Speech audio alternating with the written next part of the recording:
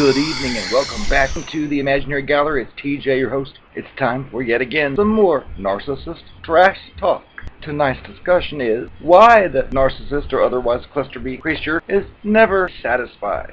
These creatures are in constant need of supply. We've covered elsewhere how they are like a cracked vessel that's got to be filled up with supply, which it obtains from various tactics. But the problem is they're like that cracked vessel that strives to be filled. Every drop of supply that it obtains ends up dripping out the bottom, and it needs constantly to have more and more supply to even derive a feeling of validation or existence. And on top of that, they're not able to obtain satisfaction or supply on their own internally. They have to have validation, and it has to come from an external source. There's nothing inside it that sticks around. It all just drips out the bottom. These creatures can appear to have it all. They can have a nice partner, which is you, their own car, their own house sometimes, their own jobs and everything like that. It still never seems to be enough to satisfy them. Now, they will pretend to be satisfied with you, which is why it's even more devastating when you find out what they're up to behind your back, especially if you're doing your part in this relationship. It sometimes makes you scratch your head as to what's wrong with this person. Why is it looking for more of whatever it's looking for? Well, again,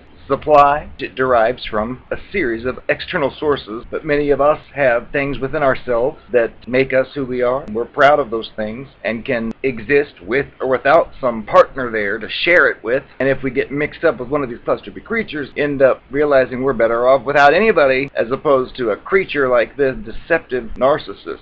You'll see it throughout your relationship with such a creature, times where they may even initiate arguments or fights just to get you upset, and that gives them an excuse to storm on out of your home and then run off to whomever else's bed they choose. And of course they won't be telling you any of this. A lot of times they'll be claiming to have all this devotion for you, and you're starting to put pieces together to realize that they're not who they say they are. And the more you uncover and point out that bothers you, the more they will sometimes pull away, in some cases just to have an excuse to run off with a third party. And then later you'll find out they were with that third party during your argument when they're so devoted to you, yet they had the time and desire to run off with strangers. They'll claim in many cases, "I didn't want to. It's because you had done what you did. That's why I ran off with so-and-so when we were fighting." Which by itself indicates something's wrong. If you're supposed to be the primary partner and they're still seeking other ones behind your back, that's an indication it's not satisfied. It's got you, it's got all these things, and it'll say to you oftentimes,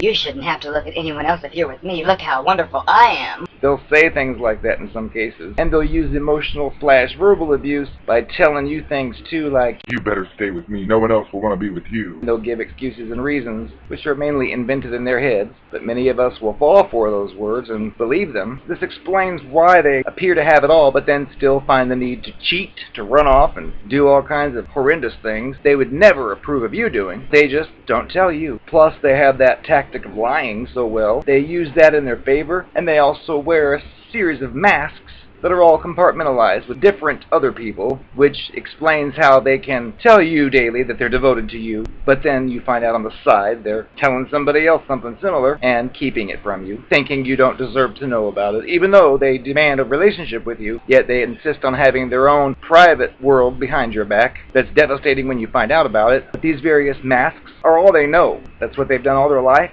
They can't really tell you this and expect to keep you around in most cases, so they'll come across as some kind of weird mystery in a lot of cases. Your hands are tied because if you try to express the fact that you're upset with things they're doing, they do them anyway, and they'll make excuses for them, but in your mind those excuses don't make it all okay, they make it worse. There's something wrong. They're disordered. This series of masks they wear helps them to achieve various goals all simultaneously and independent, where it's you're in one compartment and they've got a storyline designed just for you that may involve their devotion to you and you only, yet that's impossible when you find out the lengths they go to behind your back to sneak off with others. Sickening too that they will end up blaming you for it in a lot of cases, as if you have control over their behavior and their choices and their decisions.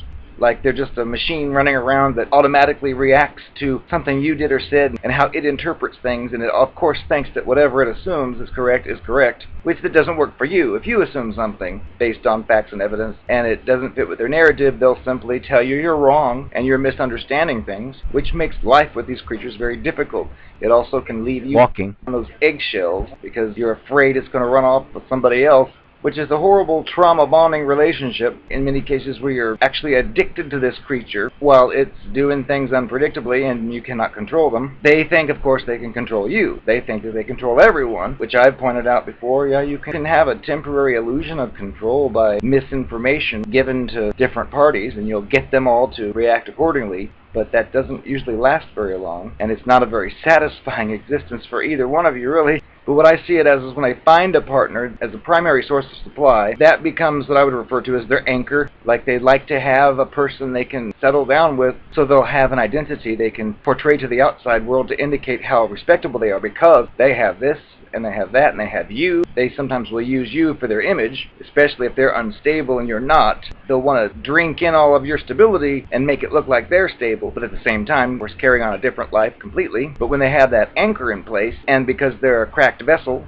that's constantly needing to be fulfilled, they will constantly be on the search, even while claiming to be happy with you. I've seen cases where they'll go out with you in public, and they'll say to you, "Oh, I'm happy with you. Someone else flirted with me, but I told them, no, I'm happy with you." only to find out later that that conversation they had was nothing of the sort. That conversation was more on the order of, "Yeah, that person I'm with, we're just friends, but don't say anything. The person's possessive. Here's my phone number. Let's sneak off later and meet."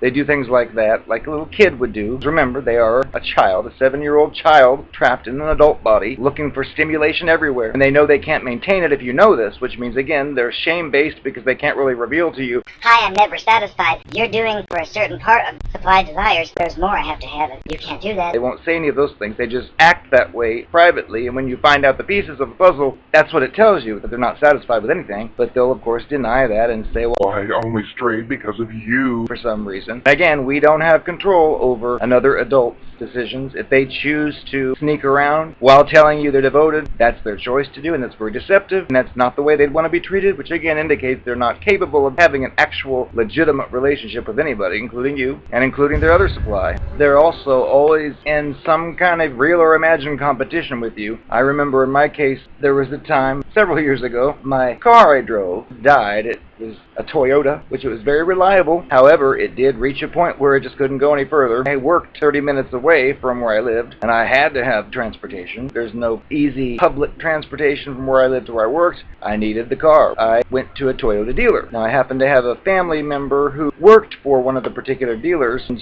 she said that they could give me a good deal if I went in there. And I ended up going to the Blue Book and finding out the value. I brought that into them so they wouldn't try to mark it up a bunch, and they ended up taking the exact price that I requested for it, which was nice. My first brand new car ever. This creature I lived with had a Toyota as well, but it was in perfect condition. It was very strange because I picked out the perfect brand new car, which was a Corolla Matrix, and I was proud thinking, wow, this is my first whatever. Well, this person couldn't have that for some reason, and then ended up running out and buying its own brand new BMW. I look back on it now and realize for some reason it thought it was in some kind of competition, and that people might look and say, Oh, wow, that person has the newer car. Oh, that person's better. which is their twisted way of thinking. In my case, I wasn't going out to buy a fancy car. I was looking for a reliable source of transportation, and that's it. So even that, it had a car that worked, but it was in competition. It wasn't satisfied. It needed something better so it could fill that supply up even more, even though it dripped out the bottom. What it comes down to is these creatures are never satisfied, especially by any one particular person, which makes it difficult for you if you've fallen for the creature in other ways. But you have to learn to realize that even the next person that comes along that it replaces you with, they're not going to be enough either. Nobody ever is, because these creatures are empty inside and they're desperately trying to fill that emptiness with other people and other external sources, and that's not going to help them, because no matter who they end up with, permanently, if there is such a person, that person's going to figure out what they are eventually, and then we'll have to decide if it wants to stick around with such a thing, because we end up compromising. Once you find out you're with that type of creature, it's a horrific experience, at least towards the end of it all, because it's a problem that can't be solved. And we many times think that we're going to solve it for them. We try to help them thinking that we've got the answer, but nope, we don't. There's a whole other side of them that you don't even know about usually. You're just one little component of the compartment they've designed for you, and you don't even know the whole story typically, so you can't even help them. Once you realize what they are, you realize you shouldn't be trying to help such a creature. You should be trying to help yourself and getting away from such toxicity and disgusting behaviors. They're like a puzzle you can never solve, a game you can never win, and a dead end. Oh, yes, honey, I am the sexy narcopath of your pants. I know. When you told me it was over because I lied too much and cheated too much and you were sick of it, I found out through social media you were dating a boy on the track team that I thought was hot. Well, I didn't like that. It made me jealous because I wasn't done with you, quite frankly. So I proceeded to make an anonymous call to him and tell him that you had chlamydia, AIDS, and crabs.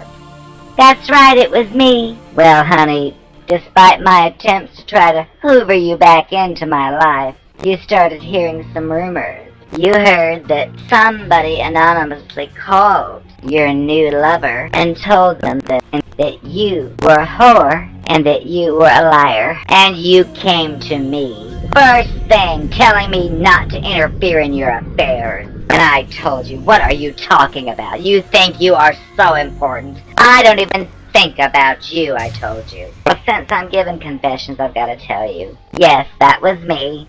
I found your little lover's phone number and I told all about you. Never mind that I took some of the stories about things I did to you and reversed it and said you did it to me. Yes, it was me. Guilty. You deserved it. I was not done with you yet. I still had more exploit. I knew you had a bank account I was going to get to that I hadn't cracked yet, and you deserve what you got. But you had no right to date someone else, and then accuse me of telling your new date bad things about you, even though I did. Well, honey, I did, because it needed to be done. But I didn't need to tell you when you asked. Despite the court case and the whatever, I just told them all you were crazy and delusional, and I didn't have to testify. And I'm glad, because if I was on that stand, honey, I'd be nude before the thing was over. I got new teeth, and I want to show them off anywhere I can. Playboy, sick of me, but I'll find another magazine. Maybe I'll start my own called the Narcopath Nasty. Regardless, who cares if I messed up your relationship? You deserve it, because I wasn't done with you.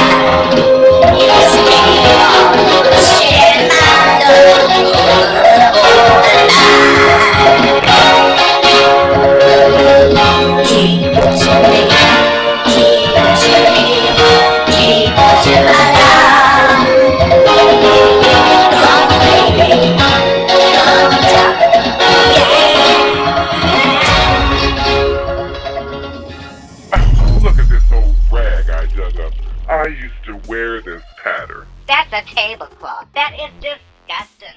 I'm much better off now. I'm a god chick accepted. Plus, I found Jesus, which translates to Lucifer.